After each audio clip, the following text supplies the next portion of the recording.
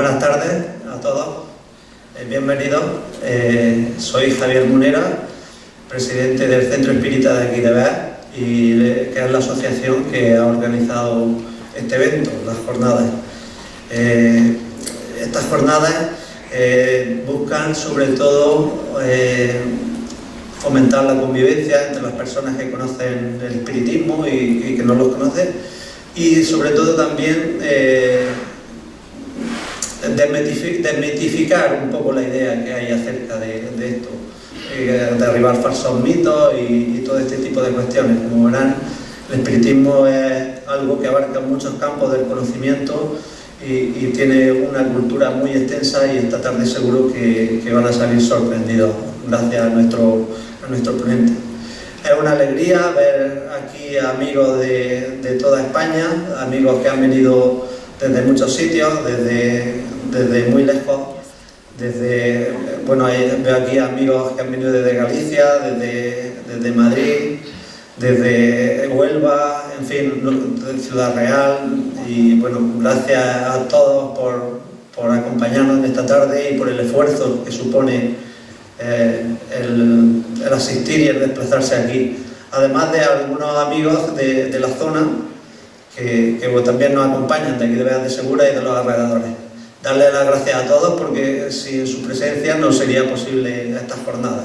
Así que muchas gracias a todos de mi parte, esta clase y mi reconocimiento.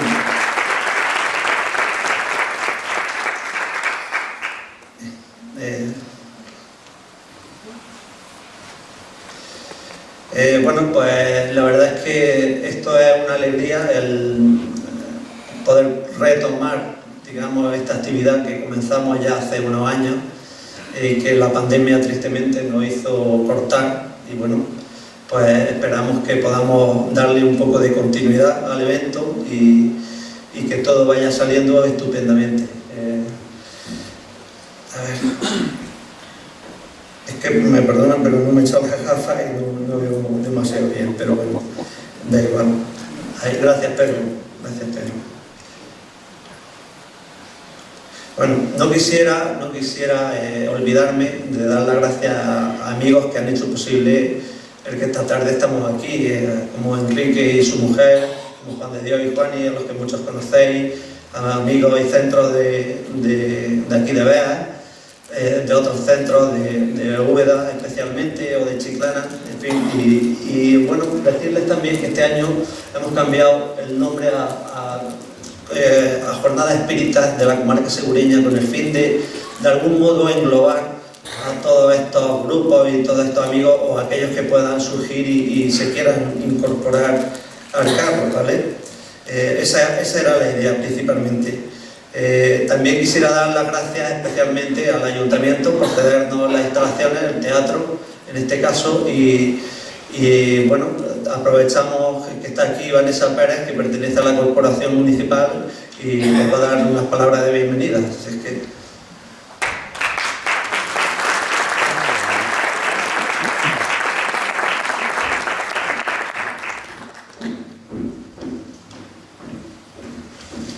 Hola, buenas a todos y a todas. Que sepáis que ponerse aquí genera mucha ansiedad, así que entiendo que Javi le cueste un poquito hablaros. Que se puede todavía. Deciros que bueno, que desde la Corporación Municipal estamos encantadísimos de que podáis participar en esta segunda jornada. Para mí personalmente, como concejala y como amiga del Centro Espírita, deciros que para mí es un placer contar con todos vosotros. Estas, como bien Javi decía, han sido la segunda jornada que se han podido celebrar.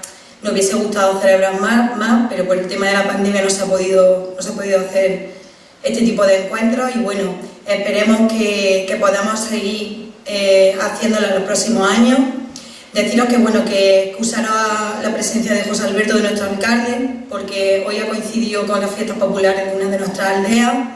También coincidimos con el periodo de la transhumancia, y bueno, pues evidentemente no se puede dividir en más actos, y bueno, deciros que yo estoy encantada porque tengo la sensación de que estoy entre amigos. Para mí disfrutar de esta jornada con la presencia de John es maravilloso.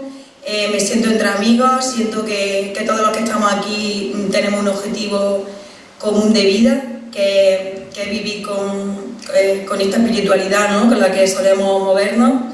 Y nada, y deciros que aquí está vuestro pueblo, que espero que hayáis disfrutado de la visita que habéis tenido esta mañana, que yo estoy encantada de compartir este espacio con vosotros, que sé que ha venido gente, como bien ha dicho Javi, de toda la geografía española, y que aquí está vuestro pueblo, que cuando queráis y necesitéis cualquier cosa, pues que me busquéis, que estaré a vuestra disposición. Y ya está, no me enrollo más. Deciros que sé que vamos a disfrutar muchísimo de la ponencia de John, que va a ser algo maravilloso y espiritual, y espero poder disfrutarlo.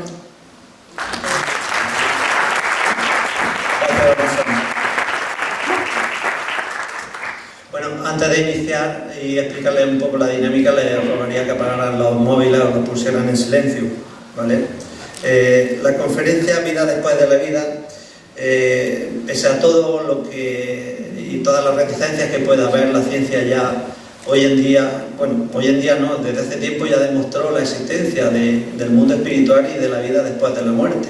Esto no es nada nuevo, como vamos a ver, y bueno, de eso se trata, de quitar los viejos mitos que todavía puedan quedar y que puedan perdurar ahí enquistados, ¿no? Entonces, también decirles que la dinámica de la conferencia, al final, cuando terminemos, pues aquellas dudas que puedan surgir, aquellas preguntas que puedan interrogantes, pues con gusto se las resolverá. Pasaremos el micrófono, irán ustedes preguntando y al final las contestará todas seguidas a la vez. Y bueno, también pues ya solo me queda quizás presentar a nuestro invitado de esta tarde. Muchos de ustedes que seguramente ya lo conocen, pero para aquellos que tal vez no tienen el gusto porque no asistieron la vez anterior o por lo que fuera, decirles, tal vez se preguntarán quién es Jon Aizpurua, ¿no? Como digo, muchos de ustedes ya lo conocerán. Él es venezolano de ascendencia vasca. Es una de las figuras más importantes a nivel mundial en el movimiento espírita.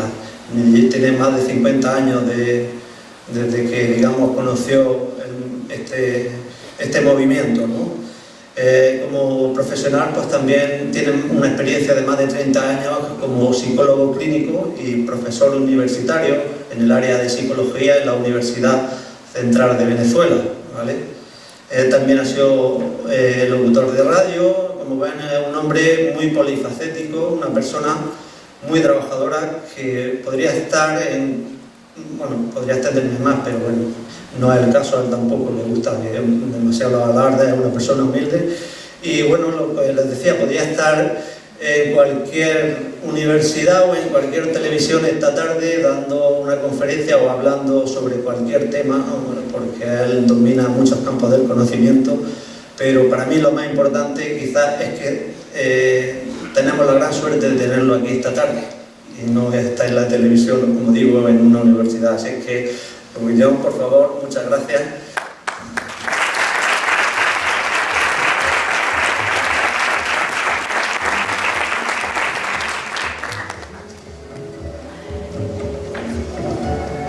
Gracias, Jon, por acompañarnos. Un placer que estés aquí. Muchísimas gracias. De aquí tú lo puedes sacar si quieres. A ver, está muy bien. Está muy bien. Muy bien. Gracias, Javier. Mis amigas y mis amigos, les saludo muy afectuosamente a todos y les digo que estoy encantado de poder participar nuevamente con mi hijo, que me acompaña en estas segundas jornadas espíritas organizadas en Veas de Segura. Organizadas gracias, en primer lugar, al empeño de este espírita de convicción y de corazón que es Javier Munera, que de verdad a su actitud es que literalmente estamos aquí, reunidos nuevamente.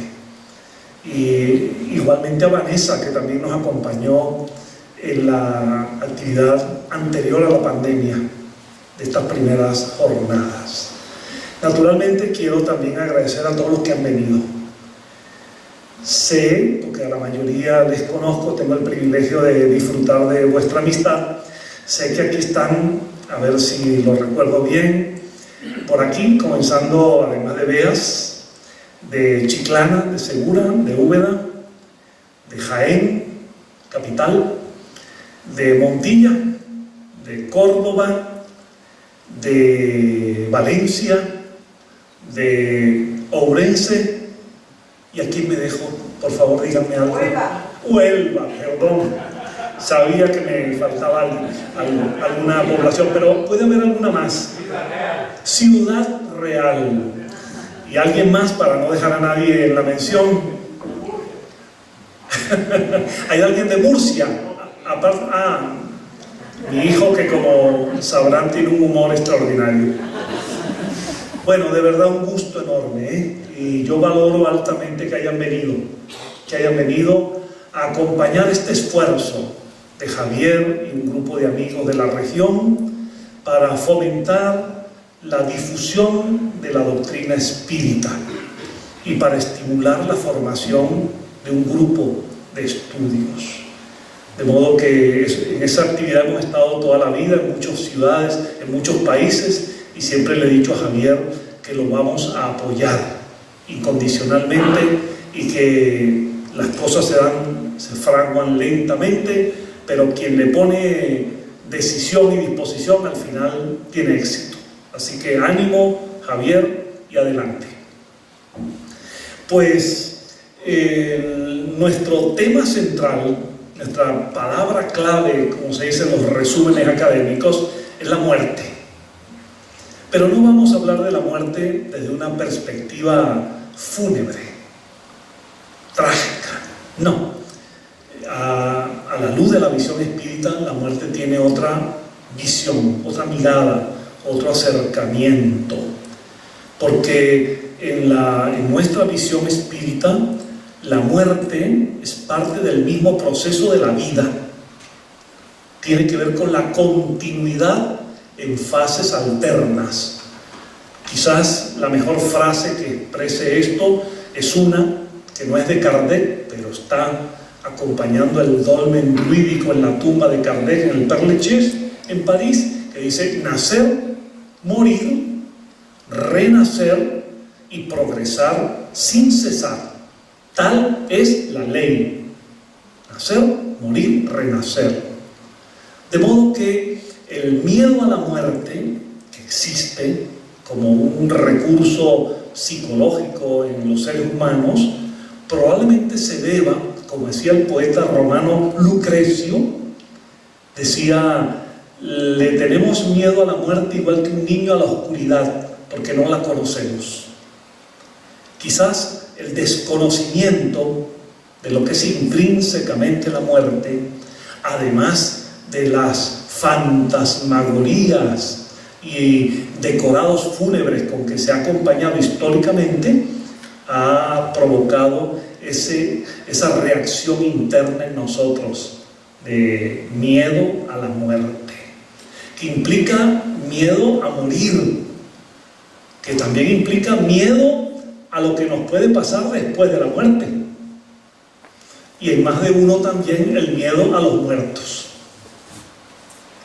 A la luz de la visión espírita, esta que fuera establecida a mediados del siglo XIX por Allan Kardec, con un trabajo pedagógico extraordinario, Kardec fue capaz de avanzar desde unos fenómenos dispersos que llamaban entonces de las mesas giratorias, mesas parlantes.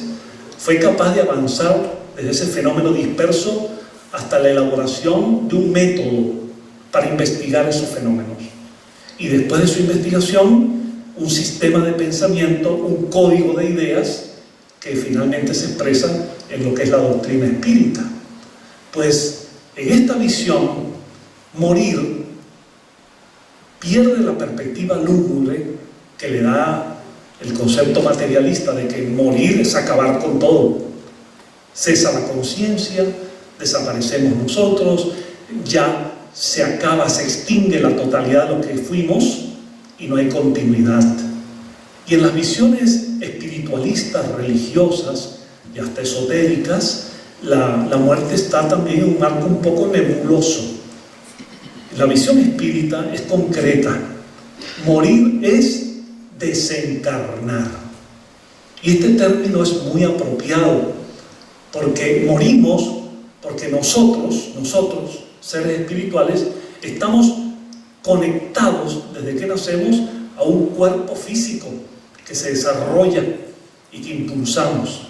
Y con la muerte, por la circunstancia que sea, que son diversas, nos separamos de ese cuerpo, nos liberamos de la carne, es decir, desencarnamos. En la visión espírita, desencarnar. Y luego, dentro de procesos evolutivos individuales para cada uno de nosotros, según sus circunstancias, volvemos a tomar carne en la conexión de un óvulo fecundado, y allí encarnamos para que, desencarnando y encarnando en diversas y múltiples etapas, se suceda una de las leyes fundamentales de la vida, que es la ley de la reencarnación. De modo que en esta concepción, morir significa continuar adelante en distintos planos y fases, diversas encarnaciones, siempre hacia adelante, progresando, aunque existan baches, aunque existan momentos difíciles, aunque haya aparentes retrocesos, siempre la línea general de la trayectoria de cada uno de nosotros es hacia adelante. Esa es la ley del progreso que se cumple por las múltiples existencias en todo nuestro proceso particular y general de la humanidad. De modo que el miedo al morir se sustituye por una comprensión de lo que es la muerte. Y el miedo al más allá, ese miedo a qué nos va a pasar allí, que ha sido rodeado, revestido de una escenografía lúgubre, sobre todo cuando se nos presenta la posibilidad de infiernos tenebrosos, que es una imagen que ya muy poco, hasta en las religiones tradicionales, muy poco se emplea. La idea del infierno en llamas, con un demonio allí atormentando a las personas y tratando de buscar cautivos para ese lugar, o de cielos beatíficos, inertes, donde no hay realmente expectativa de avance, sino que es estático. Pues de esos cielos, esos infiernos, el espiritismo nos brinda una comprensión natural y dinámica de lo que es el escenario espiritual. Porque a la luz de la visión espírita, el mundo espiritual también es otra humanidad, la misma humanidad, solo que en esa fase no estamos revestidos del cuerpo físico, pero es la misma interfase, es la continuidad del espíritu. Somos nosotros mismos después de la desencarnación. Y los que están ahora allí volverán por la ley de la reencarnación a ocupar cuerpos físicos aquí. De manera que es un flujo y reflujo entre una humanidad visible y una humanidad invisible. Por ello vale la pena recordar una frase estupenda del gran literato francés, muy próximo al espiritismo, sin haber sido exactamente espiritista, Víctor Hugo, que él decía: los muertos son los invisibles, pero no los ausentes, porque en ese mundo espiritual hay una continuidad del espíritu. Y el miedo a los muertos, a la luz del espiritismo, es apenas un reflejo condicionado de ideas equivocadas sobre quiénes son esos habitantes de la espiritualidad, que somos nosotros mismos. No somos ángeles ni demonios, seres humanos muy parecidos a lo que somos aquí y con nuestras dificultades, dependiendo de muchas circunstancias. De manera que esos muertos, esos espíritus desencarnados, si se manifiestan a nosotros en determinados momentos, lo hacen por ley, sujetos a leyes de atracción, leyes de afinidad, de manera que si se nos manifiestan, hay motivos para ello. Si esas manifestaciones, porque se trate de espíritus que nos conocen, vinculados familiarmente o fraternalmente a nosotros, esos espíritus nos transmiten paz, bondad, nos orientan, nos educan, nos susurran espiritualmente ideas buenas y hasta nos guían y nos orientan. Y si los nexos existentes ya no tienen esa calidad y son seres que todavía se consumen en odios, rencores, envidias, negatividades, pues a veces se manifiestan con ello, pero nosotros también con nuestros pensamientos, con nuestros comportamientos, los atraemos o los mantenemos a distancia. De manera que el miedo a los muertos no tiene sentido, porque es una situación que se va a presentar dependiendo de nosotros mismos. Y si hay que canalizar esas manifestaciones, ahí está uno de los grandes postulados del espiritismo, que es la práctica de la mediunidad, donde se orienta y se disciplina las manifestaciones de los espíritus. De manera que vamos a liberarnos del miedo a la muerte y vamos a comprender que ella es parte de un proceso evolutivo, dinámico, natural, donde no caben esas fantasmagorías del pasado y lo que cabe es una comprensión filosófica, moral, ética, humanística y profundamente espiritual de la muerte, de la vida y de la continuidad. Vida después de la muerte. Si miramos la historia, la literatura, nos vamos a encontrar que el tema de la muerte es, junto con el amor, uno de los temas universales. Lo encontramos en todas las manifestaciones, en los libros sagrados, en los textos filosóficos, en las obras de literatura, poéticas, en todos los tiempos. Y luego, en áreas de la psicología como el psicoanálisis, Freud nos hablaba de que los dos polos de la psiquis humana, las dos fuerzas, las dos pulsiones fundamentales, están reflejadas en los términos eros y tánatos, el amor y la muerte, dos fuerzas fundamentales de la psiquis. En todos los tiempos, decían, siempre se ha sabido, se ha pensado, se ha creído, se ha intuido que vivimos después de la muerte. Si hacemos una rápida consulta a todos los libros fundamentales de la humanidad, en las culturas orientales y en las culturas occidentales, en toda esa literatura vamos a encontrar que la creencia fundamental del ser humano es que continuamos después de la muerte, que con la muerte no se acaba la vida ni se extingue la conciencia. Claro, cada creencia lo pone a su manera, pero el fondo es ese. Y si vamos al libro más antiguo de la cultura humana, el libro, los textos de los Vedas o el Bhagavad Gita, o si consultamos los libros del Zen Avesta, de la literatura antigua persa, de la religión de Zoroastro, o si consultamos los libros que dieron origen al budismo, al confucianismo, al hinduismo, allí tenemos la creencia natural que hace parte de la vida, de las costumbres de las personas, de que hay vida después de la muerte. Y si venimos a Occidente, la cultura griega estuvo permeada por toda la idea de la inmortalidad. Todos los mitos griegos, lo que encontramos en Homero, la literatura homérica, y todas las reflexiones filosóficas desde Pitágoras y Platón y Sócrates y tantos otros más, todo eso está impregnado de inmortalidad del alma. Están todos esos, la inmensa mayoría de esos pensadores dejaron textos o predicaron, algunos como Sócrates, predicaron la continuidad de la vida.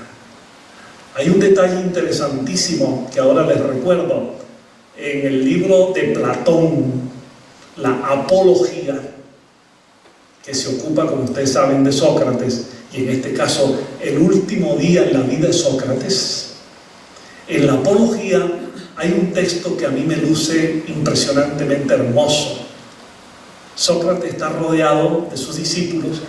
En pocas horas tomará la cicuta, porque ha sido condenado por negar a los dioses, por corromper a los jóvenes.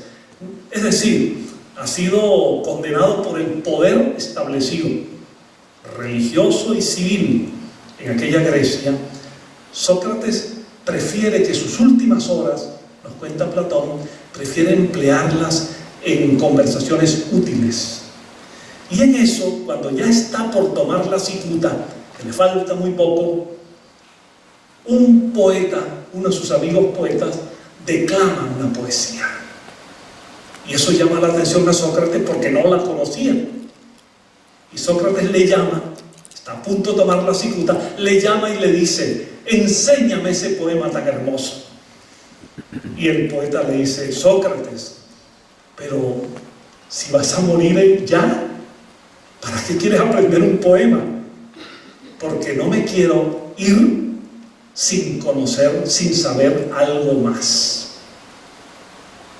Ese hermoso espíritu de saber que continuamos y de que todo lo que aprendamos, todo lo que conozcamos, sirve para fortalecer nuestro equipaje cultural, intelectual y moral.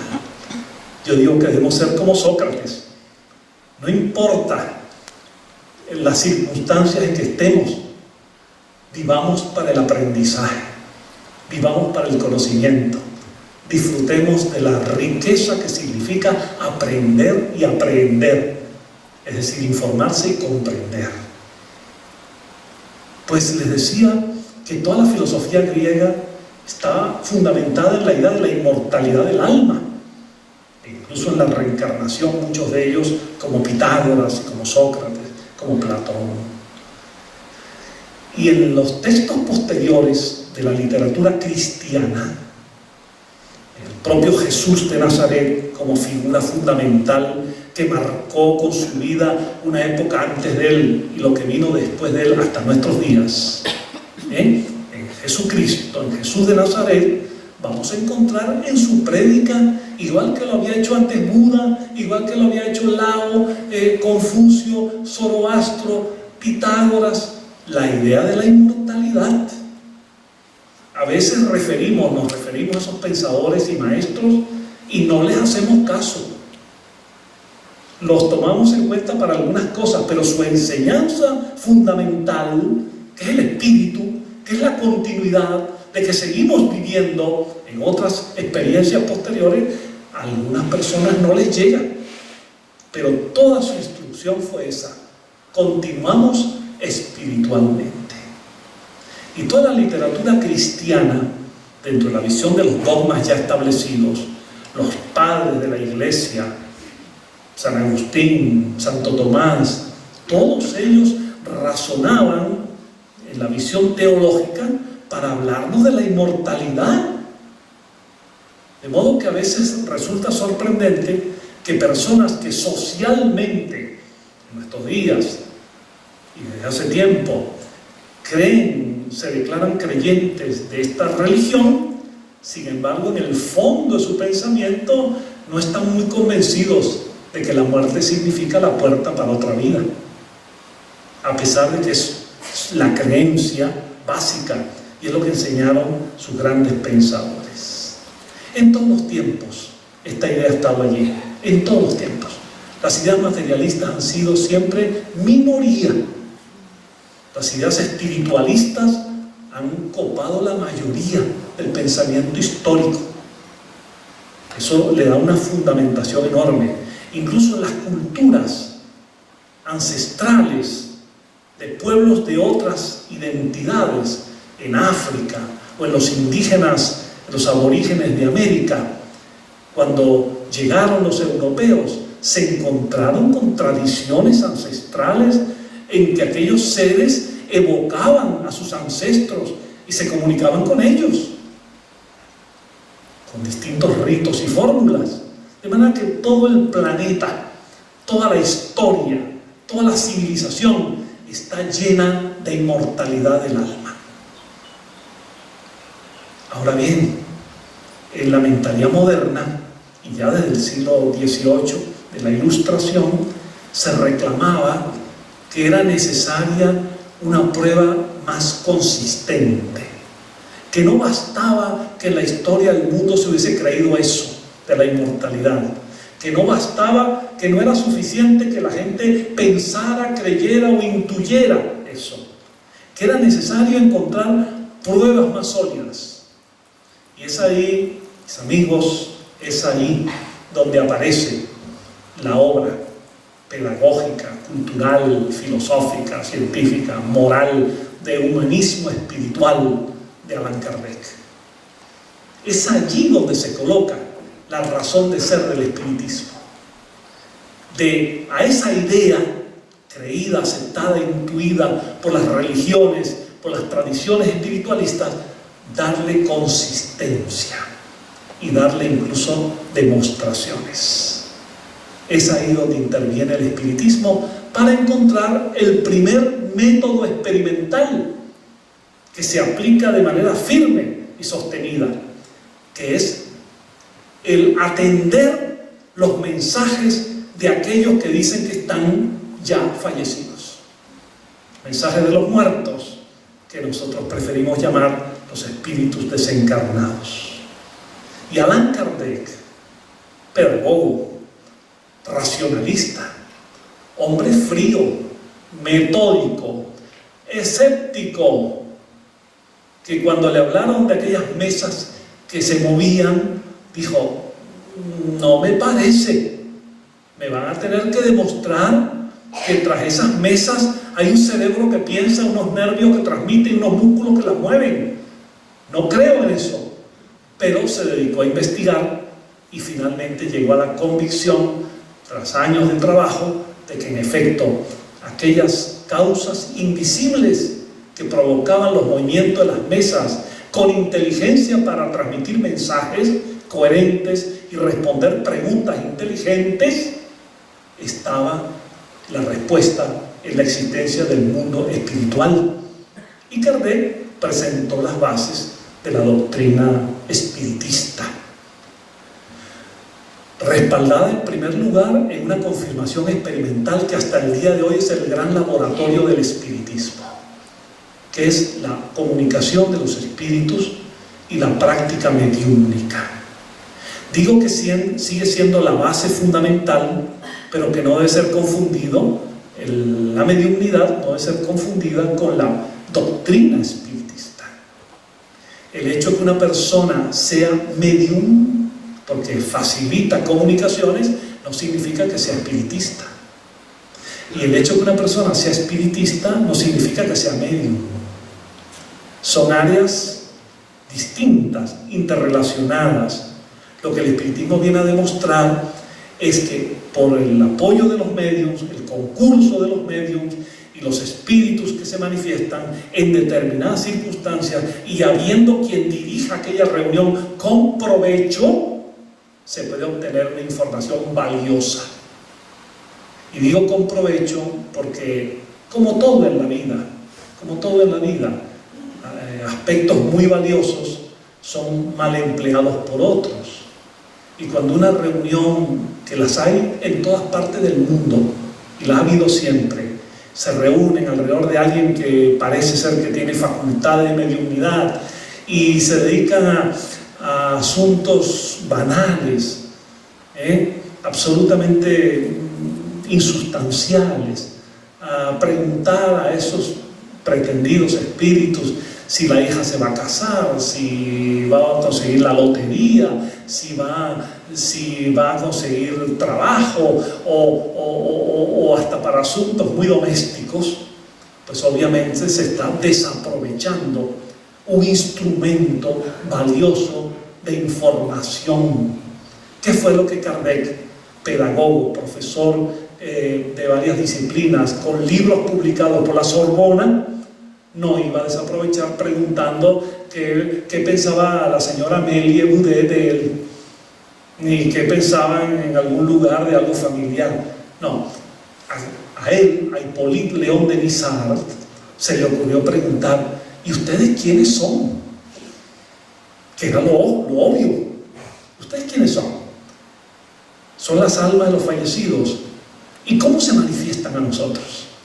¿Cómo interactúan con un medium? ¿Pueden escribir con una cestita y un lápiz o podrían escribir directamente de la mano de la persona? Y fue desarrollando métodos, fue encontrando respuestas, empezó a preguntar cosas de mayor jerarquía. ¿Qué es Dios? La causa primera, inteligencia suprema, fuerza superior del universo. ¿Qué es el espíritu? La materia, el espíritu, los mundos. Vivimos una sola vez, vivimos otras veces.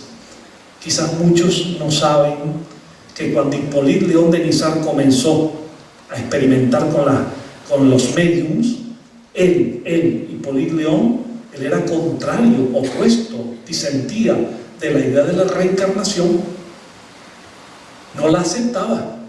Su espiritualismo, que venía de las creencias magnéticas de Mesmer, que él practicó mucho magnetismo antes de eso, era distinto de la idea de la reencarnación. Y fueron los espíritus los que le transmitieron la convicción en la reencarnación y le dieron las pruebas de ello. De manera que no es como algunos dicen, Kardec sugestionó a los medios para que creyeran en lo que él pensaba. Fue al revés.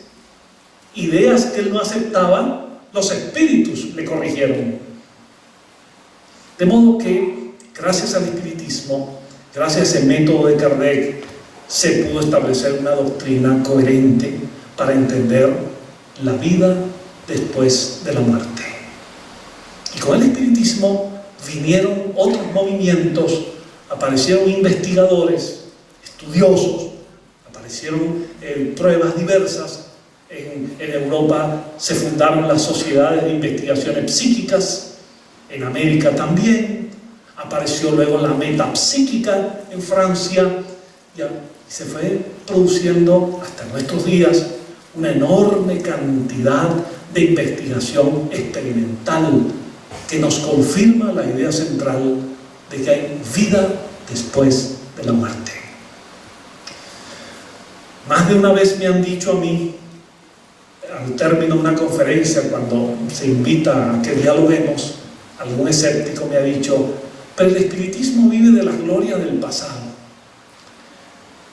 Usted cita a Kardec, cita a Gabriel Deland, cita a Ernesto Bozano, cita a William Crookes, cita a William James, cita figuras de aquellos tiempos, siglo XIX, comienzo del siglo XX. ¿Dónde están los investigadores del siglo XXI? Y yo les puedo decir que aunque no tengan la fama o la notoriedad que tuvieron aquellos investigadores en Inglaterra, en Alemania, en Italia, en Rusia, en Estados Unidos, mismo en España, aunque no tengan aquel nombre, sin embargo hay numerosísimos investigadores, gente de academia, de universidades, con metodologías experimentales, con bibliografía amplia ya publicada, con trabajos extraordinarios, sostenidos, muy meticulosos, para la comprobación por distintas vías de esta certeza de la inmortalidad del alma y la continuación espiritual.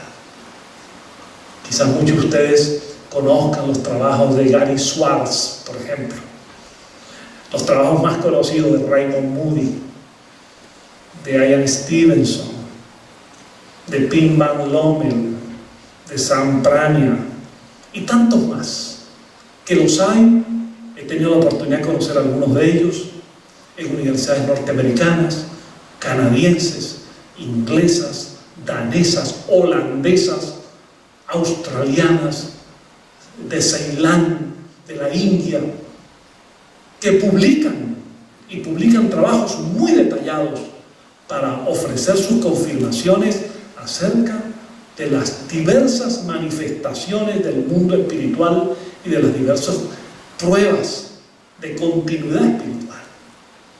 Es el caso de los estudios que se fomentaron en el siglo XX sobre la reencarnación. Apareció aquella literatura vinculada a este sujeto extraordinario que fue Edgar Cayce. Lo llamaban el profeta durmiente. Yo tuve la oportunidad de visitar en Virginia Beach el Instituto para la Iluminación Cayce, donde quedaron miles de lecturas, que así se llamaban, lecturas psíquicas, de este sujeto experimental paranormal, quizás medium, Cayce, que era capaz de informar de un problema de salud de una persona haciendo una lectura de lo que él llamaba registros acásicos, memoria espiritual profunda, memoria arquetípica, y podía decir por qué una lesión o una alteración orgánica o psicosomática tenía que ver con experiencias traumáticas de vidas anteriores. Yo siempre he recomendado libros del propio Cayce, de la Fundación Edgar Cayce, que están en español, o de psiquiatras como la doctora Gina Germinara, psiquiatra de Nueva York, que publicó después muchos trabajos psiquiátricos con pacientes que revelaban traumas originados en vidas pasadas. Publicó aquel libro extraordinario llamado Nuevos descubrimientos en la reencarnación, que es una pena que ahora obviamente no me detengo en ello. O la doctora Edith Fiore, psicóloga de Miami, y muchos otros más.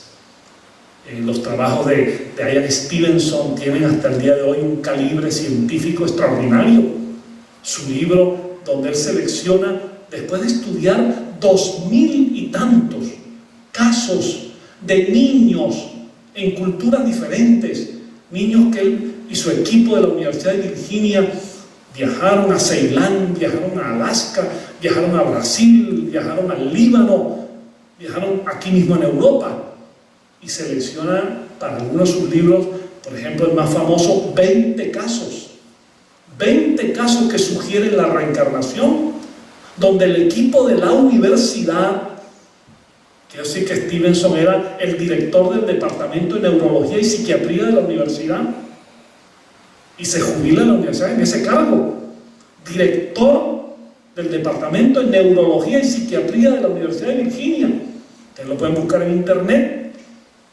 Y resulta que el doctor Ian Stevenson establece que después de haber examinado en todos esos casos niños que fueron entrevistados, que recordaban una vida anterior, que identificaron objetos que le pertenecieron, identificaron a su madre, a su padre, hermanos, esposos, en poblaciones cercanas o lejanas a esta nueva vida, Stevenson hace un análisis, que lo saben quienes han leído el libro, explorando hipótesis, las hipótesis que se utilizan distintas a la reencarnación: sugestión, fraude, pantomnesia, memoria del inconsciente, y finalmente dice la hipótesis, así se habla científicamente, la hipótesis más apropiada, la que mejor explica esto, es la reencarnación. Yo les digo que hay centenares, por no decir miles, de libros de los más diversos autores actuales sobre ello. Y en el campo de las propias psicologías tenemos una corriente actual que ha cobrado muchísima fuerza, a la cual yo suscribo naturalmente en forma profesional y clínica, que es la psicología transpersonal. Y la psicología transpersonal nos habla perfectamente de las vidas pasadas como una fuente de información para los problemas psicológicos y emocionales de las personas. Nos habla de los sueños como revelaciones posibles de experiencias de vidas anteriores. Nos habla de los símbolos para entender nuestros procesos del alma anteriores. En fin, incluso se adentra la psicología transpersonal en la posibilidad de entender las comunicaciones de los espíritus. De manera que no es cierto que el espiritismo deba depender de las glorias del pasado. Obviamente, un espírita sencillo, cuya fuente de información es limitada, podría tener básicamente esas informaciones. Pero el espírita estudioso, como cualquier persona interesada en estudiar esto, sabe que hay una bibliografía intensa, inmensa, actual sobre esto. Y así como las investigaciones sobre reencarnación, las investigaciones sobre mediunidad, hoy en día encontramos una literatura fantástica, extraordinaria, espectacular en las llamadas experiencias cercanas a la muerte, que tiene la ventaja experimental de que se trabaja con personas concretas, con experiencias concretas. Aquí mismo en España hay médicos importantes que ya han salido a la palestra pública para expresar su convicción de que con algunos pacientes que han tenido en estado de coma por un paro respiratorio, con los equipos allí mostrando que no hay actividad eléctrica cerebral, que no hay cerebro actuando, sin embargo hay conciencia. Pim Van Lommel ha sido uno de sus grandes representantes de esta corriente, porque este neurólogo holandés pudo llegar a esta convicción producto de estudiar casos concretos que a él mismo le sorprendieron. Hay miles y miles de personas que han tenido estas experiencias. Algunas personas se las callan y prefieren no decirlo, pero hay muchísimas que al ser interrogadas por los médicos nos dicen lo que básicamente se sabe, que una persona en estado de paro respiratorio y además sin actividad cerebral, sin embargo escucha cuando dice la enfermera o el doctor que se murió, y se ven separados de su cuerpo, se ven en una posición que miran su cuerpo desde arriba. Además de eso, viajan por un hueco, un valle, un túnel, una luz. Se encuentran con familiares ya fallecidos. Algunos los encuentran sin saber qué eran y luego cuando retornan descubren que eran familiares. Y se encuentran con seres de luz, espíritus elevados que les asisten, que les apoyan y se sienten tan bien. La experiencia es tan grata. Esa experiencia de muerte clínica, ese sentirse sin los dolores, sentirse en ese momento inefable, que no se puede transmitir con palabras, les revela una experiencia tan grata que no quieren volver. Y mientras no quieren volver, no resucitan, por decirlo así, a la vida, hasta que generalmente un ser de luz, espíritu elevado, les dice: tienes que volver, y hasta a veces son impulsados magnéticamente hasta contra su voluntad. Y es el momento en que al ser impulsados, para sorpresa de los médicos, vuelve el electroencefalógrafo a manifestar actividad eléctrica en el cerebro, y vuelven. Y cuando recobran la conciencia, hablan de todo esto. Yo tuve un caso de una persona que fue paciente mía que me contó su experiencia, una periodista de la ciudad de Caracas, que años atrás había tenido un accidente y no tenía ninguna creencia ni espiritual ni religiosa. Sin embargo, el accidente la llevó a un estado de coma, estuvo un tiempo determinado, unos minutos sin actividad cerebral, habían dicho que había muerto, y ella me decía: mire, yo me vi fuera del cuerpo, y me dijo esto cuando evalué la información, me dijo algo que yo lo presenté, por cierto, en el Colegio Psicólogo de Caracas como una evidencia importante. Y yo les pido a ustedes que le pongan atención a esto. Esta señora, cuando le dijo al médico, doctor, yo sé que ustedes dijeron que me había muerto. El médico decía, no, esos son efectos alucinatorios de las drogas.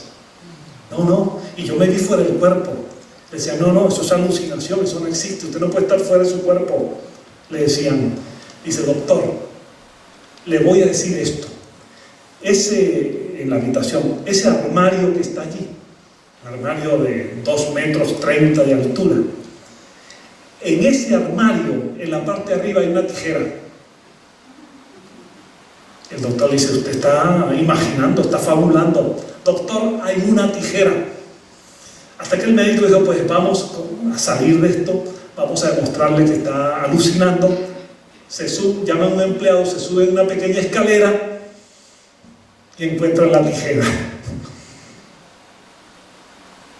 Por supuesto, los médicos mantuvieron la idea de que era una alucinación, que luego se había hecho una transmisión de información de otra persona, todo para no admitir que en el momento de esa muerte temporal, igual que en la definitiva, pero en la temporal hay una separación del cuerpo.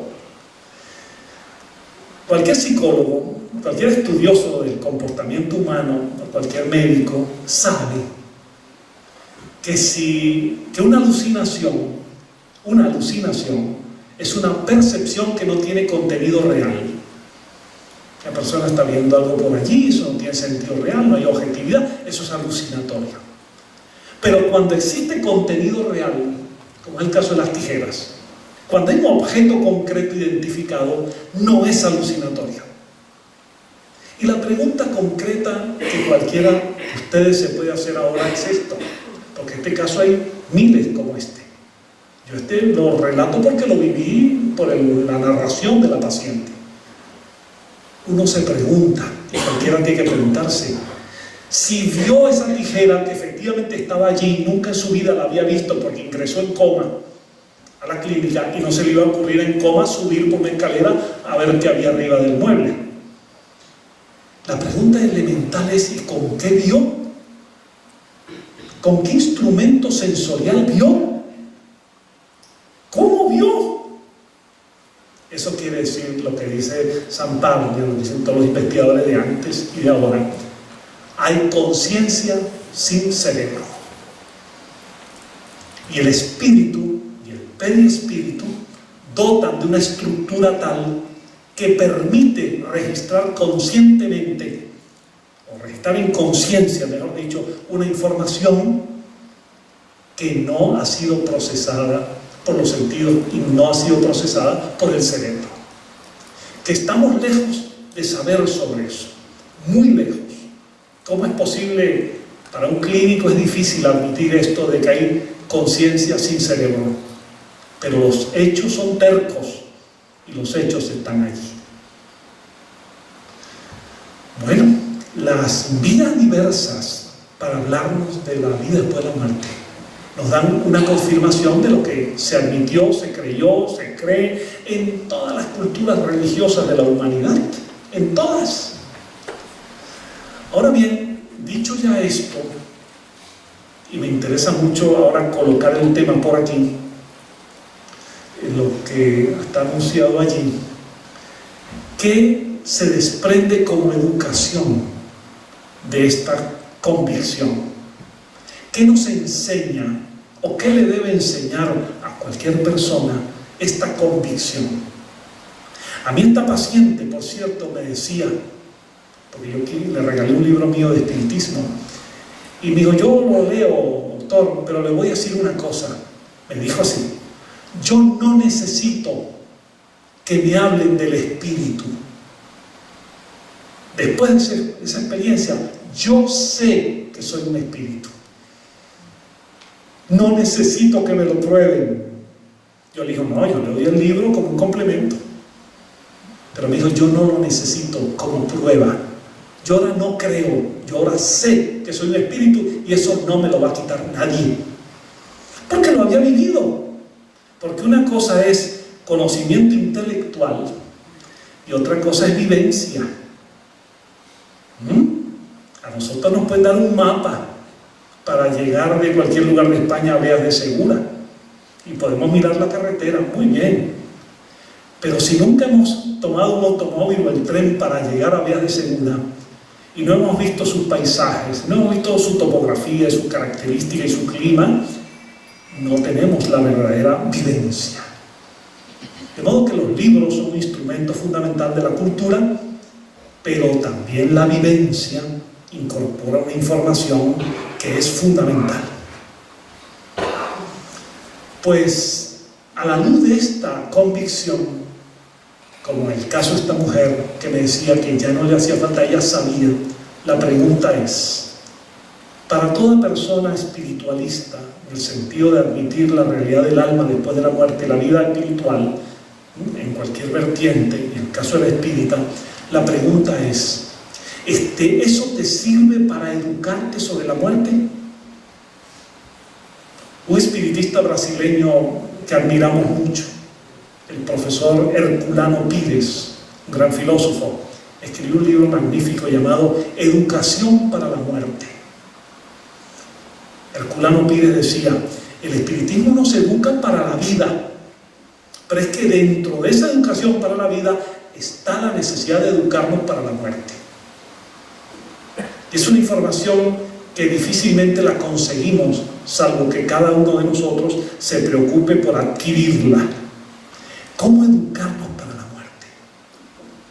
Porque la muerte puede sobrevenir por distintas circunstancias.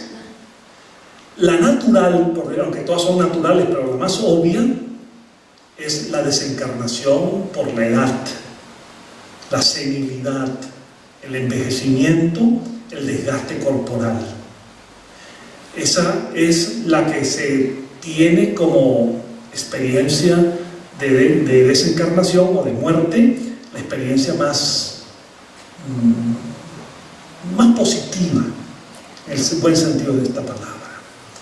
Pero podemos morir o desencarnar por otras razones. Por ejemplo, una enfermedad. Hay enfermedades que nos hacen sucumbir casi sin darnos tiempo a prepararnos.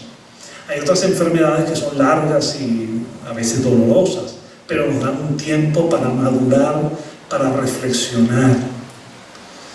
Podemos también fallecer por un accidente que nos corte la vida de la manera más inesperada y a veces hasta absurda. Podemos fallecer víctima de un homicidio y eso es inesperado. De modo que educación para la muerte significa, en la misión espírita, informarnos, reflexionar y pensar. Así como pensamos y planificamos nuestra vida encarnada, cada uno de nosotros ha pensado o piensa sobre cómo serán las cosas para su fallecimiento. Alguien puede decir, porque hay supersticiones de ese tipo, no, mejor el tema ni lo toquen, porque eso lo atrae. No, eso no es verdad. Se puede pensar en ello con serenidad sin desearlo. Al contrario, la ley fundamental de la que yo luego quiero hablarles es la ley de conservación de la vida. Pero sabemos que eso nos va a ocurrir, es parte de nuestro programa. El que pensemos o no pensemos en que vamos a fallecer no cambia las cosas. Y si pensamos, pudiéramos educarnos desde el punto de vista espiritual. Por ejemplo, ¿cómo estamos en las relaciones familiares? ¿Hay armonía o hay desajustes?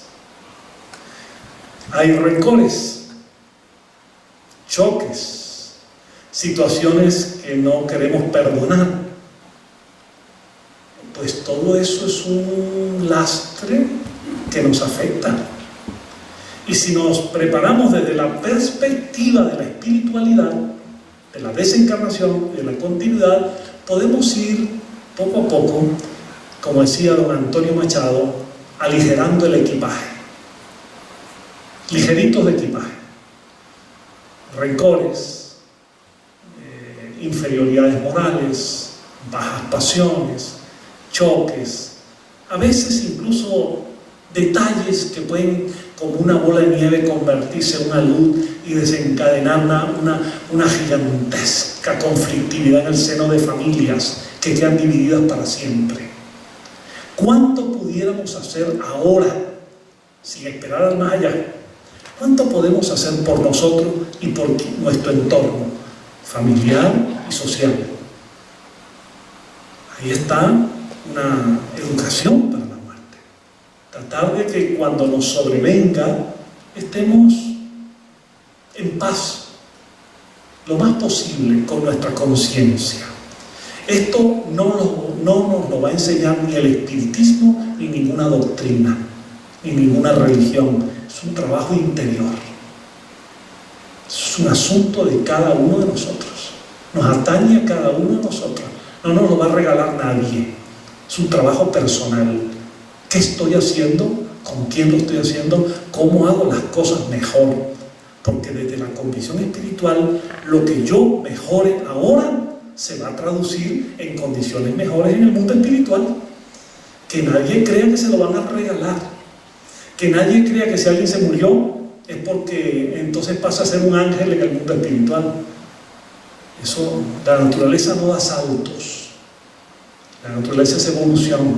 Si nos vamos de aquí cargados de odio, de envidia, de rencores, allí seguimos con ellos. Y posiblemente reencarnemos de alguna manera somatizándolos. No como castigo, no, olvidémonos de castigos y de pecados y de expiaciones. Mirémoslo como ley de acción y reacción, causa y efecto, consecuencias. Consecuencias de nuestros propios actos. No es un Dios que nos castiga. Dios no castiga ni premia. La fuerza universal somos nosotros, conforme a nuestros actos, lo que recibimos. Esa ley universal de la causa y el efecto. Entonces, prepararnos es importante.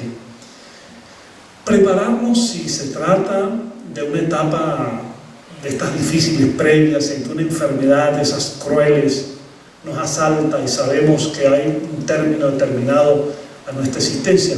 Prepararnos hasta en el plano legal. En lugar de dejar un barullo, una confusión para que los que quedan de nuestra familia se les enreden las cosas o hasta entren en conflicto, vamos a poner orden en eso. Vamos a dejar las cosas bien asentaditas. E incluso, cuando una persona adquiere una madurez de conciencia, puede señalar: yo deseo a mi muerte, a mi desencarnación, yo deseo ser enterrado, o yo deseo ser incinerado, o yo deseo que me asista un sacerdote o un pastor de mi religión, o que no me asista ninguna figura religiosa. Es la voluntad de cada uno. ¿Y qué es lo que debe predominar allí? Si lo hemos dejado claro, el respeto a la voluntad de la persona y no la imposición arbitraria. Muchas veces, dirigiendo sesiones mediúnicas en Caracas, me encontré con espíritus que se sentían molestos porque, habiendo dejado algún criterio sobre estos aspectos de su entierro, fueron violentados por los familiares. Porque como los familiares pensaban, ya se murió, ya no tiene derecho a protesta. Pues no, espíritus reclamando: ¿y por qué si yo dejé eso dicho? Eso altera mis convicciones. A mí, como espírita, que no practico ninguna religión, que mi filosofía es totalmente laica y libre pensadora, si una persona es católica y está en mis manos tomar una decisión, yo creo que lo que corresponde es respetar su creencia y su voluntad. Y si es musulmana, igual, por su religión. O si es judía, también. Porque lo que importa es que la psicología emocional de esa persona se sienta tranquila y se sienta respaldada en que se ha respetado su decisión. Pero caramba, somos tan crueles que le vamos a imponer al que se murió, le vamos a imponer nuestra idea porque ya no tiene derecho a protestar. o vamos a respetar su voluntad? Eso es educación para la muerte, que implican valores como la tolerancia, valores como la humildad. Nosotros no somos los dueños de la verdad, y mi verdad no tiene por qué ser la verdad de otro. Y en estas situaciones límites tan duras como puede ser la desencarnación, el respeto a la voluntad de la persona, independientemente que cuente con nuestra propia decisión, con nuestra propia creencia o no. Eso es educación para la muerte. Educación moral, educación en valores, y sentirse que podemos marchar con tranquilidad, con serenidad. Hay situaciones que interrumpen la vida de otras maneras, a las antes mencionadas, a la muerte natural, por senilidad, por enfermedad, un homicidio. Pero hay otras situaciones muy complejas, sobre las cuales no es fácil establecer ideas, ni siquiera desde la perspectiva espírita, y aquí hablo fundamentalmente para los espíritas. No hay ni siquiera criterios definitivos para todos.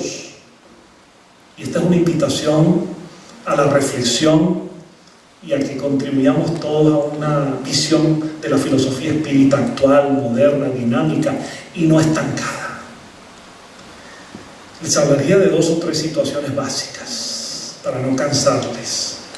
Primero, sobre el suicidio, que es un verdadero cáncer social.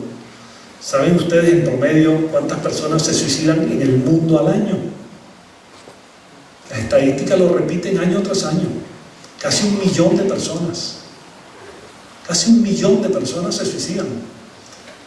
Y no solo personas mayores, personas de menor edad, jóvenes y hasta niños. Hace poco ha ocurrido, parece ser que el suicidio de unas mellizas aquí en España, que se lanzan desde un piso de un alto edificio. Y preguntarnos, ¿qué está en la cabeza de la persona que se suicida? ¿Cómo abordar el suicidio desde la perspectiva espírita? Nuestra perspectiva es clara. Partimos de una ley fundamental, que es la ley de la conservación de la vida. Y en líneas generales, y conste que lo digo así, no le compete al ser humano transgredir la ley de Dios. La vida tiene que ser fundamentalmente respetada. Esa es nuestra premisa. Ese es nuestro marco general. Somos pro vida. Estamos con la vida y por la vida, como marco general. Esto no significa condenar a nadie que piense distinto, pero como principio. ¿Qué pasa con la persona que se suicida? Yo les puedo decir clínicamente hablando que las causas del suicidio son muy variadas. A veces dejan una carta, a veces dejan un documento, una grabación, a veces se lo han confesado a alguien previamente, o a veces no han dicho nada. ¿Dónde están esas causas? Muy diversas. La más profunda tiene que ver con la depresión, como trastorno psicológico, porque el acompañante fundamental de la persona deprimida en profundidad, es la soledad. Y la soledad es un espacio que se presta mucho al suicidio, porque la compañía de otras personas alivia mucho. Quizás muchas personas no piensan en la caridad que significa darle compañía a otra persona, como amigo, como pareja, como familia, como padres, como hijos, abuelos, lo que sea, compañeros de trabajo. Pero el valor de la compañía es inmenso. Y yo estoy seguro que ustedes comparten conmigo lo que significa la dureza de la soledad. incluso eso que podríamos llamar una soledad acompañada. Porque hay compañías que ayudan, pero no quitan la soledad. Hay una soledad interior que es tremenda. Y en un momento de crisis, un momento cumbre, esa persona que no tiene convicciones claras en materia de inmortalidad o en materia de continuidad, toma la decisión tremenda de quitarse la vida por cualquiera de los sistemas que existen para ello. Nosotros tenemos en primer lugar como espírita el deber moral de advertir que desde la visión espírita el suicidio no resuelve nada, porque el espíritu continúa viviendo. Y cuando despierta de ese profundo trauma, porque genera un estado de turbación inmenso, en el cual es apoyado muchas veces por benefactores espirituales, cuando logra darse cuenta de la situación, que ha cortado, que ha truncado su vida, generalmente viene el arrepentimiento, generalmente viene la frustración, porque se supone que un suicida lo hace para acabar con todo. Pero ahora resulta que se suicidó, cortó una experiencia, violó una ley universal y encima sigue vivo. Su drama existencial es tremendo. Para eso sirve la mediunidad, porque ayuda a canalizar las opiniones de estas entidades espirituales traumadas por un suicidio. Hay una obra de Allan Kardec que es de las menos leídas, que es fundamental y les invito a que la estudien. Se llama El cielo y el infierno. Kardec hace allí auténticas entrevistas mediúnicas. Cantidad de espíritus que se habían suicidado son evocados y se manifiestan, y explicaban a Kardec las causas, porque Kardec se preocupó mucho ya de la tasa de suicidio en Francia en su tiempo, que ahora es mucho mayor, y esos espíritus le dicen por qué, qué pasó, por qué sucumbieron. Muchos de ellos eran materialistas, pensaban que se acababa todo, ahora descubren que están allí activos y vivos, frustrados. Otros respondían, como ocurre en otras experiencias, aparte de la de Kardec, a causas de tipo económico, como huyéndole a la miseria, o personas que han estado muy alto económica y socialmente, y de repente por mala dirección o por otras circunstancias se arruinan y no son capaces de sobrellevar aquello. Personas que se suicidan por una decepción amorosa. Ustedes saben lo que duele. Duele conocer a una joven adolescente en la flor de la vida que confunde una de sus primeras experiencias amatorias como la única y la última, y toma la terrible decisión en la flor de la vida de suicidarse. Las experiencias de esa naturaleza, las decepciones amorosas, son realmente posibilidades, así como enfermedades terminales y otro tipo de situaciones. Una orientación espírita de educación para la muerte, de comprensión de la espiritualidad, es la mejor fortaleza frente al suicidio. En una ocasión, no sé por qué les cuento esto, pero en una ocasión, estando en Brasil, tuve en televisión una discusión con un sacerdote católico, parapsicólogo. Y este sacerdote, autor de varios libros, decía en la polémica, en la discusión que tuvimos, decía que una de las cosas peores que tiene el espiritismo es que fabrica suicidios en masa. Yo le decía, padre, pero ¿dónde está usted? No conozco ningún espírita que se suicide. No lo conozco. Porque al contrario, el espírita de convicción sabe que el suicidio no tiene sentido.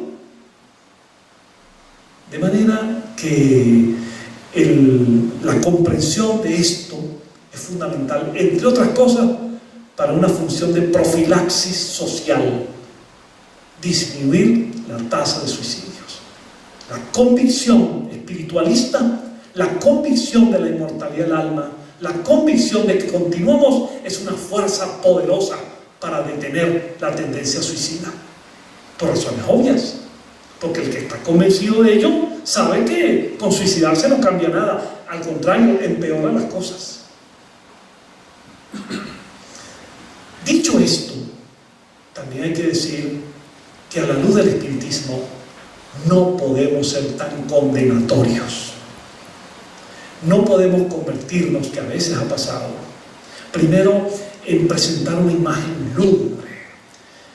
Los suicidas son unos réprobos que van a unos valles profundos y tenebrosos, han transgredido la ley de Dios, están siendo castigados por Dios. Ese lenguaje tiene que ser sustituido por otro.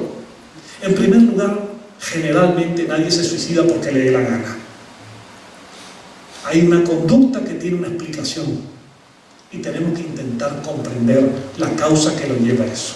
Conducta equivocada, pero al fin y al cabo hay razones que le han movido.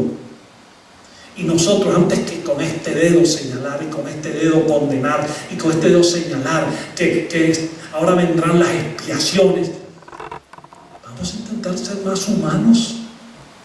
Una doctrina como el espiritismo tiene que ser más compasiva.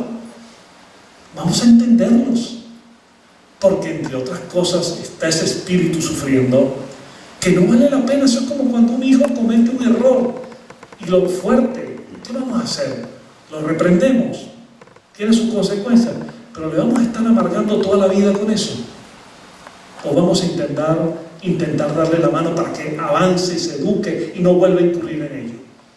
Igual, vamos a comprender, vamos a ser compasivos, vamos a ayudar en lugar de condenar. Y a veces hay una literatura mediúnica por allí terrorífica, valles de réprobos, allí se reúnen todos los suicidas y aquella escenografía morbosa. No, hemos dicho que es una conducta errónea, pero una conducta errónea se reeduca y no se vive condenando. Y comprender además, que es muy importante, la familia del suicida, que sufre muchísimo y necesita nuestro apoyo moral, psicológico, afectivo, para ayudar. Vamos a condenar menos y ayudar más. Yo creo que ese es el mensaje de Jesús, el mensaje espírita. No es de estar condenando, comprendiendo sí, corrigiendo también, pero sobre todo ayudando. Me parece que es una visión que tiene que ser profundizada, Lo mismo con la eutanasia. Hemos dicho que se fallece por diversas causas. Enfermedades, la senilidad, los accidentes. Pero ¿qué decir de la persona que toma la decisión de practicar o que le practiquen la eutanasia? Desde el punto de vista espírita estamos en desacuerdo. Hay que decirlo como premisa. Nosotros pensamos que los ciclos de vida tienen que ser cumplidos en cada encarnación. Ese es nuestro marco, pero ese no puede ser un marco absoluto. No puede ser un marco absoluto. Recién llegado yo a España, antes de la pandemia, conocí un caso por televisión que me sacudió mucho. Casos que hay por miles en todos los tiempos, de un señor mayor que tuvo a su esposa con cuidados paliativos, con ayuda, con inmenso amor, cuidándola. Ella estaba tetrapléjica, disminuida. Ella suplicaba de algún modo, con lo poco que podía decir o transmitir, que su esposo ya le hiciera terminar aquel sufrimiento. El esposo se resistía, por lo tanto que la amaba, la cuidaba como un bebé, la ayudaba en todo y se dejó hasta trabajo, dejó todo su vida por entregarse a la mujer que amaba. Y finalmente finalmente decidió aplicar un medicamento y culminó la vida de aquella señora. Vinieron las condenas, sobre todo de los obispos. No se puede en ningún caso absoluto, el dogma lo dice, hay que estar bajo la piel de las personas. Ese hombre, equivocado o no, fue un acto de amor.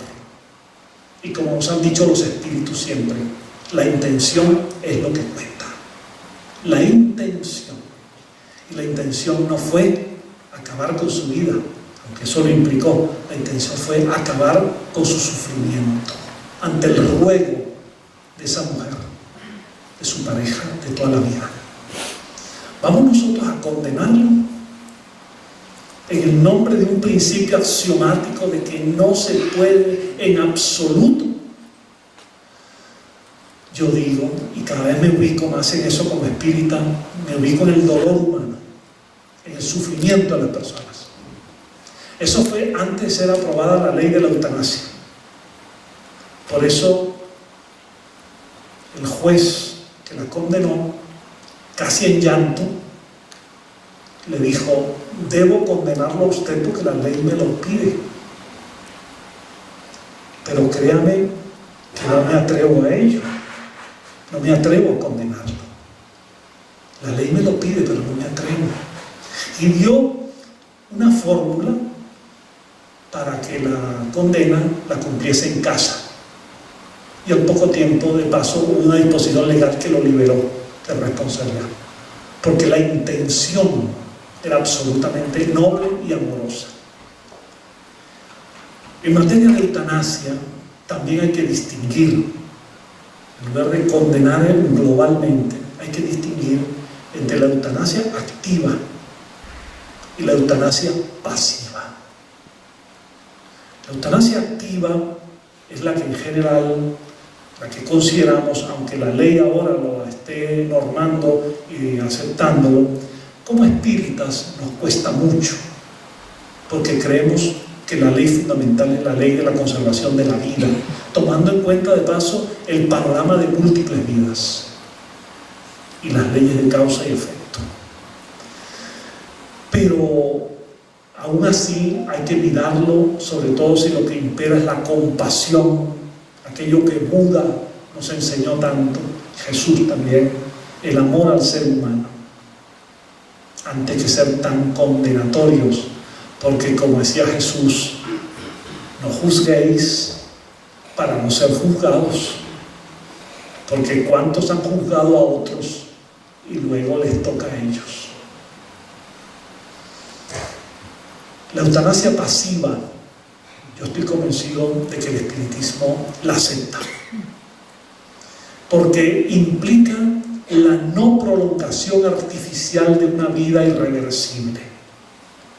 No se trata de cerrar esa vida, se trata de no seguir suministrando medicación para que continúe artificialmente una vida absolutamente irrecuperable, que condena a ese ser humano encarnado a una situación en que no puede emanciparse, no lo adelanta, el sufrimiento ahí no lo va a adelantar en su progreso, mucho más va a adelantar desencarnando, y de paso alivia todo el cuadro familiar.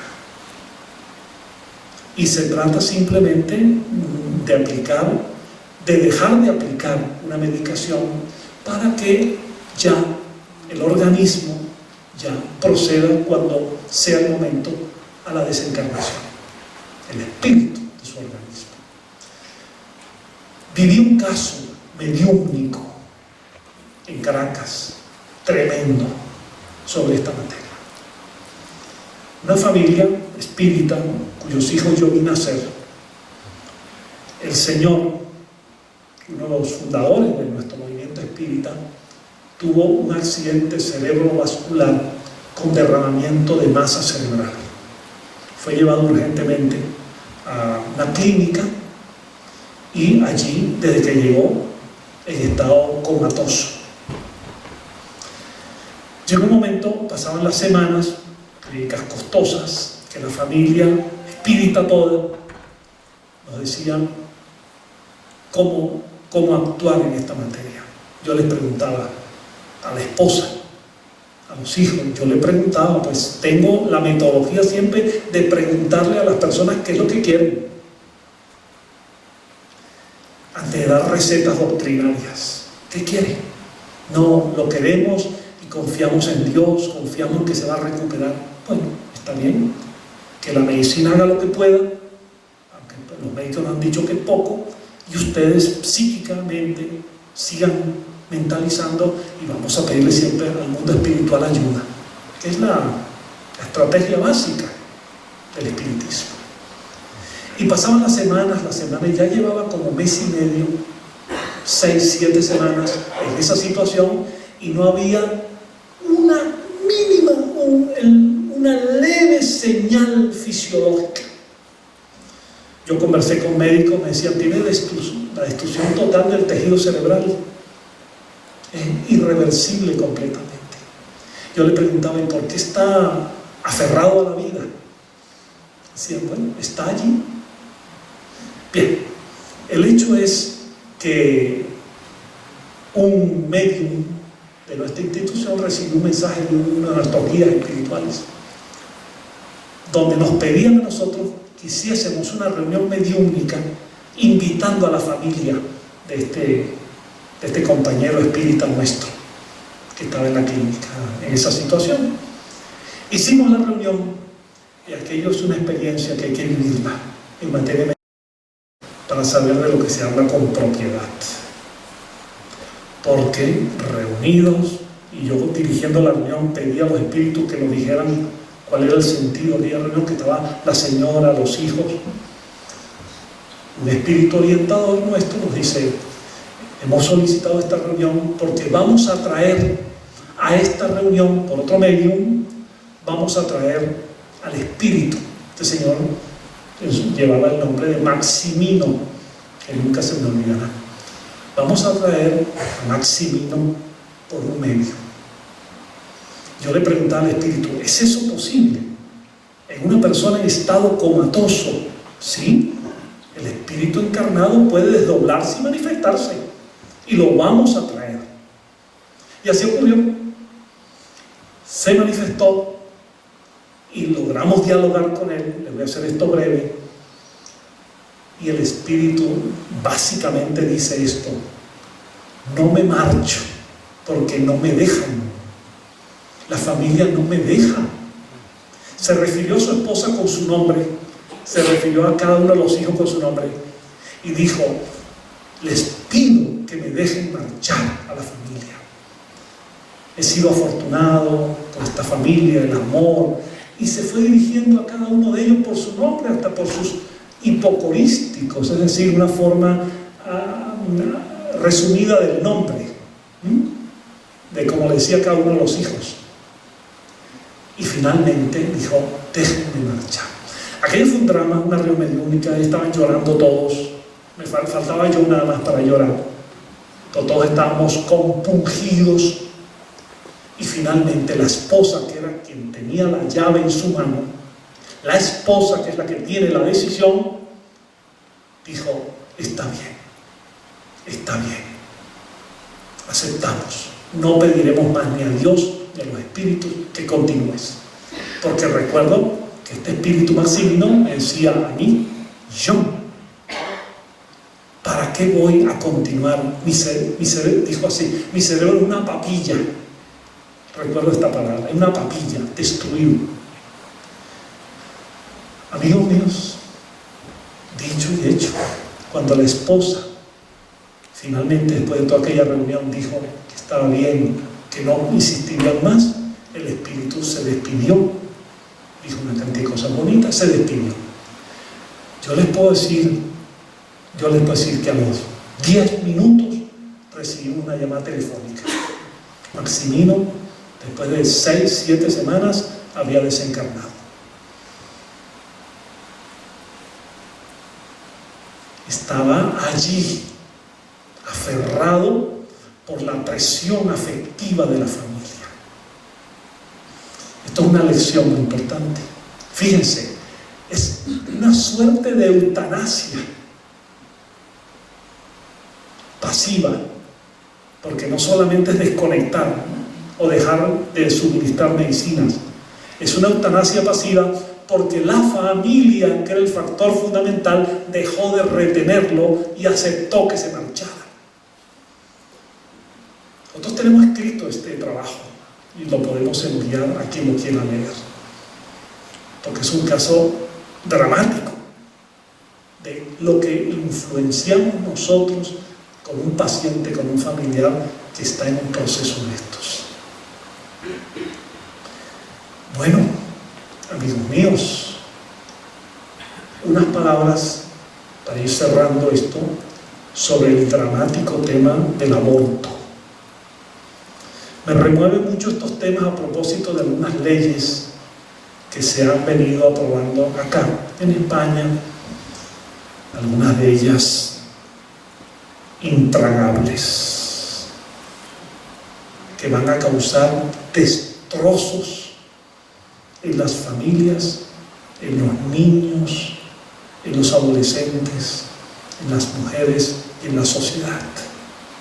Si no se revierten a tiempo, como alguna de ellas ya ha sido, leyes impensadas, sin fundamentación, y sobre el aborto se ha aprobado.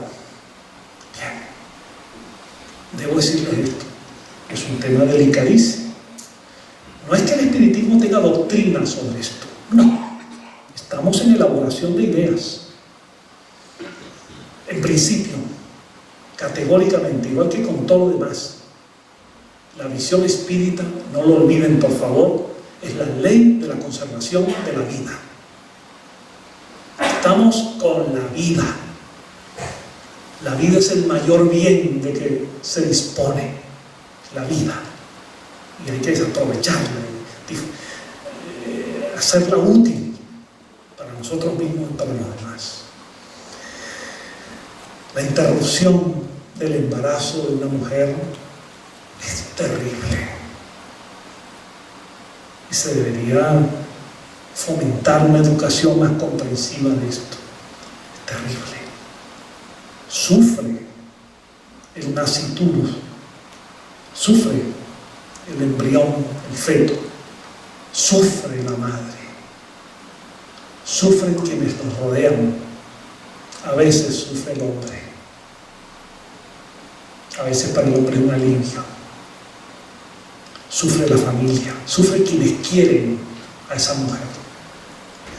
Quiero decirles que desde el punto de vista meramente neurológico, y les pido que lo verifiquen más a fondo, desde el punto de vista neurológico, hay ya en el recién nacido de pocos días, ya en la formación de estructuras neurológicas sumamente sensibles al dolor, por lo que la destrucción de ese ser vivo es sumamente dolorosa para el feto, muy dolorosa. Y por eso hay, incluso hoy en día, hay videos que muestran ese embrión esquivando las herramientas que le van a destruir su cuerpo. De modo que esto es algo sumamente delicado que no se puede despachar a la ligera. Sufre la madre muchísimo. Si una madre sufre, una mujer sufre cuando ha quedado embarazada, ilusionada porque va a tener su bebé y por una circunstancia determinada lo pierde involuntariamente. ¿Cuánto sufre esa mujer? Sufre mucho, sufre mucho. Y ahora también sufre, aunque crea que es un alivio, también sufre si el aborto es decidido, deseado, más que deseado, pedido. Y sufre posteriormente, cuando se ha recuperado, con los traumas que quedan del aborto. Hay una situación postraumática del aborto. No solamente ya salí de eso, salí del compromiso. quedan huellas, quedan marcas. Eso hay que decirlo, eso hay que decirlo. Entonces, visto esto, y hablo aquí casi a título personal, como espírita y como psicólogo, no con ninguna verdad en las manos, así con un sentimiento.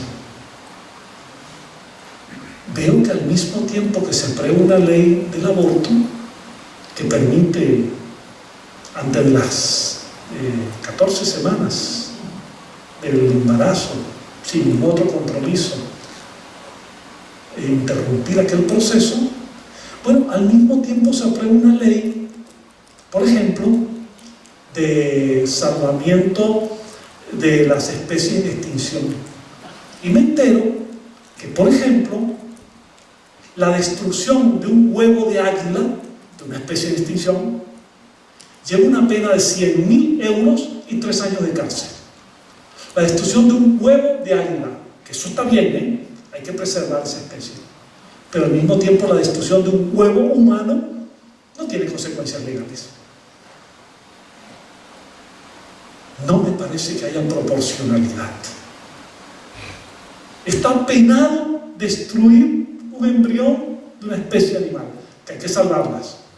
Y no está penalizado destruir, no está señalado destruir un embrión humano. Si yo tengo una hija, conforme a estas leyes, si yo tengo una hija de 15 años de edad que está estudiando en el instituto y organizan una excursión para salir del colegio o de la ciudad por un día, yo debo, como padre, llenar una planilla autorizando esa excursión, para una excursión. Pues esa misma muchacha, si queda embarazada, puede abortar si ha quedado embarazada sin siquiera conocimiento de su padre. Yo me pregunto, ¿hay proporcionalidad? Para ir de excursión, los padres tenemos que dar permiso. Y para un acto de la gravedad y trascendentalidad de un aborto, no necesitan ni permiso, ni autorización médica, ni de los educadores, ni de nadie. Y las instituciones públicas tienen simplemente que proceder. Hay que repensar, porque con el respeto que tenemos a toda la vida, a todo lo que la filogenia ha logrado en la evolución, la vida humana está en el epicentro. No es tan fácil de despreciar, desechar o acabar con ella. Hay que tener mucho cuidado con eso. Ahora bien, dicho esto, también viene una contraparte. Una cosa es que estemos en desacuerdo con el aborto como marco general, y otra cosa es que no comprendamos ciertas situaciones específicas que pudieran recomendar el aborto. No nos puede llevar estas consideraciones anteriores de defensa de la vida a una postura tan cerrada, tan dogmática, tan absoluta, que no comprendamos cosas. Ustedes sabían que Kardec y los espíritus aceptaron y recomendaron el aborto en ciertos casos. Simplemente leer el libro de los espíritus. Cuando Kardec pregunta ya en su tiempo sobre esto, de la interrupción de una vida, ¿qué pasaría si para poder dar curso a ese embarazo está en riesgo grave de la salud y la vida de la madre? Los espíritus dijeron textualmente: hay que salvar lo que existe, aunque se sacrifique lo que aún no existe. Quiere decir que esa excepción ya fue considerada por Kardec y por los espíritus que le asesoraron. Bien, yo me he preguntado más de una vez, mi visión es de un espiritismo culto, inteligente, reflexivo, y no de una secta, ni de un dogma. hecho la siguiente pregunta: si Kardec y los espíritus consideraron esa excepción y autorizaron el aborto, hoy en día, casi 200 años después, ¿no podría haber alguna otra excepción? ¿Por qué no? ¿Por qué no? ¿Por qué, por ejemplo, cuando una niña de 12 o 13 años es violada, violentada por un individuo cruel o por un grupo de ellos, y esa criatura en sus 12 o 13 o 14 años, que ya tiene capacidad para reproducir, pero que está empezando, es una niña y queda embarazada producto de una violación? ¿Seremos tan absolutamente dogmáticos para decir que ni siquiera en ese caso se comprendería el aborto? Cuando allí sí es verdad que todas las legislaciones del planeta, todas, lo aceptan. Yo considero que esa excepción es posible, porque estamos salvando lo que existe antes que lo que no existe todavía. Salvando a esa niña, salvando su familia, salvando su vida, porque de lo contrario su vida estará totalmente arruinada, una niña criando un niño. Y lo mismo en algunos casos teratogénicos, donde el feto viene con una monstruosidad tal, con una deformación tal, que hay que preguntarse si eso contribuye a la evolución de ese espíritu. Alguien dirá que sí por el sufrimiento, porque es la cultura de la expiación, del pecado, del sufrimiento, pero eso contribuye a una visión de la evolución del espíritu. ¿Y por qué quienes se preocupan tanto por un caso nunca emiten una palabra, por ejemplo, por los centenares de miles de ucranianos masacrados por bombardeos civiles en este momento? Ponen el acento en un caso individual y cierran los ojos ante el horror que estamos viviendo en Ucrania. Pongo Ucrania por la actualidad. Como tantas veces pensamos en Guernica, el bombardeo de Guernica, y tantas veces ha pasado a la historia y se sigue mencionando. Hay cientos de Guernicas en Ucrania, cientos de Guernicas bombardeados todos los días, no con aviones de aquella época, sino con misiles. Entonces, es como decía Jesús, con el agujerito por donde ha de pasar el camello. Ponemos el acento en un caso e ignoramos de miles y miles y miles de personas, todos los días, personas existentes, niños, mujeres, ancianos, que están siendo poblaciones civiles. No hablo ni siquiera de los militares, poblaciones civiles, escuelas, teatros, iglesias, bombardeadas todos los días. Entonces, si estamos para salvar lo que existe en primer lugar, hay que considerarlo. Hay que considerarlo. De modo, mis queridos amigos, que estos son temas complejos, que hay que mirarlos sin dogmas, con mucho espíritu abierto, reflexivo, para que cuando las personas que nos escuchen, que no sean espíritas, no se lleven la percepción, los espíritas, de que formamos una secta cerrada, con unos criterios absolutos y definitivos para siempre, sino que sepan que esto es una filosofía dinámica, abierta a la actualización, como enseñó el propio Allan Kardec. Ustedes saben cuando nosotros todos los años celebramos la primera edición del libro de los espíritus. Lo recuerdan, ¿verdad? El 18 de abril de cada año recordamos que en 1857 se publicó en París y circuló en París la primera edición del libro Los Espíritus. Pues 2 años después, Allan Kardec publicó la segunda edición del libro Los Espíritus, 1859. Y el primer libro Los Espíritus, que tenía 501 preguntas, pasó a tener en 2 años 1019, que es la edición ya definitiva. En 2 años, Kardec duplicó el libro y cambió conceptos,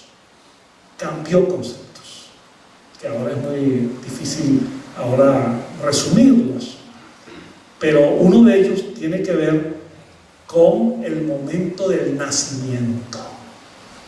Lo que ahora sabemos por el libro Los Espíritus en su versión definitiva, de que la encarnación del espíritu se produce en el momento de la fecundación del óvulo, en el primer libro Los Espíritus no aparece igual, y solo en el segundo se dice: la encarnación comienza allí, en la fecundación del óvulo, pero solo es definitiva después del alumbramiento.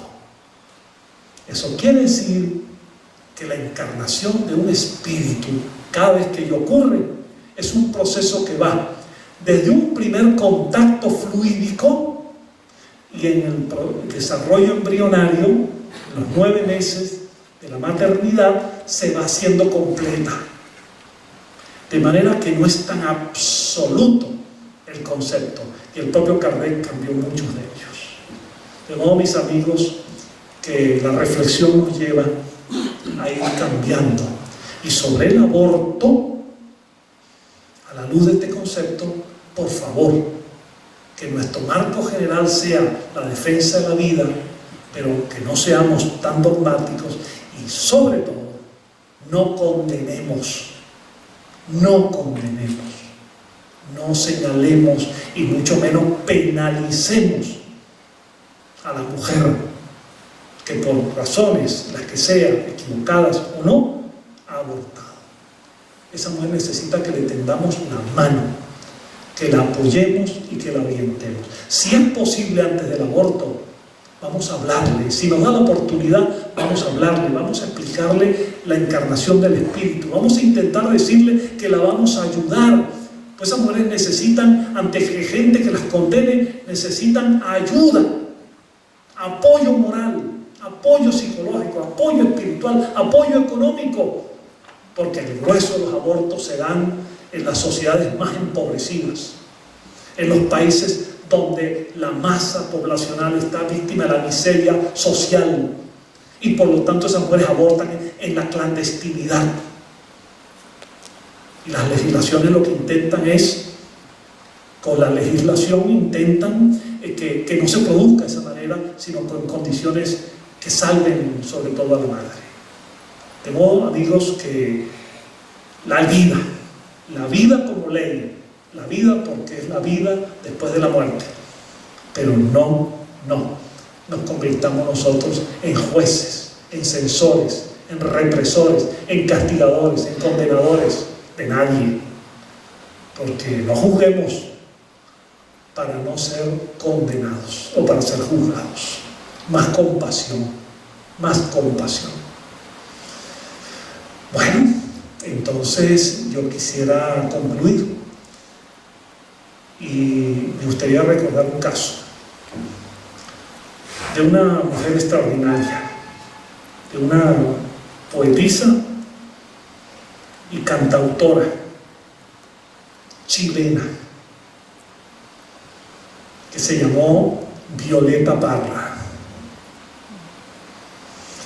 Violeta Parra nos dejó poemas y canciones de amor a la vida. Y sin embargo, a sus 50 años de edad, apenas a sus 50 años de edad, sin necesidades económicas, pero por una profunda depresión y un sentimiento de soledad que le embargaba, de profunda soledad, decidió quitarse la vida. Y a mí siempre me ha parecido una paradoja que la mujer que nos dio canciones y poemas preciosos para amar la vida.